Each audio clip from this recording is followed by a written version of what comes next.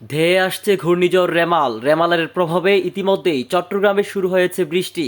গভীর নিম্নচাপের প্রভাবে চট্টগ্রাম, কক্সবাজার, মংলা ও পায়রা সমুদ্র বন্দরকে ৩ নম্বর স্থানীয় সতর্ক সংকেত দেখিয়ে যেতে বলা হয়েছে। পতেঙ্গা আবহাওয়া অধিদপ্তর থেকে এ তথ্য নিশ্চিত করা হয়েছে।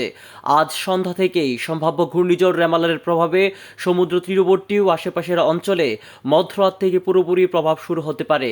সেজন্য ৩ নম্বর স্থানীয় সতর্ক সংকেত দেখাতে বলা হয়েছে। নিম্নচাপটি এখন গভীর নিম্নচাপে পরিণত হয়ে আবারও ঘনীভূত হয়ে শক্তি সঞ্চয় করছে। ধেয়ে আসছে ঘূর্ণিঝড় রেমাল।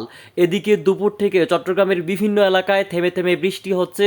প্রচণ্ড তাপদাহের পরে একটু স্বস্তির নিঃশ্বাস ফেলছে চট্টগ্রাম নগরবাসী। বাতাসের কারণে অনেক জায়গায় গাছপালা পড়ে আছে রাস্তায়। গভীর নিম্নচাপ কেন্দ্রের 48 কিলোমিটারের মধ্যে বাতাসের একটানা সর্বোচ্চ গতিবেগ 50 কিলোমিটার, যা দমকা অথবা জোড়ো হওয়ার আকারে 60 কিলোমিটার পর্যন্ত বৃদ্ধি পাচ্ছে। গভীর নিম্নচাপ কেন্দ্রের নিকটবর্তী এলাকায় সাগর উত্তাল রয়েছে। চট্টগ্রাম, কক্সবাজার, মোংলা ও পায়রা সমুদ্র বন্দরকে ৩ নম্বর স্থানীয় সতর্ক সংকেত দেখাতে বলা হয়েছে। উত্তর বঙ্গোপসাগর ও গভীর সাগরে অবস্থানরত মাছ ধরার নৌকা ও ট্রলারকে অতি দ্রুত নিরাপদ আশ্রয়ে যেতে বলা হয়েছে।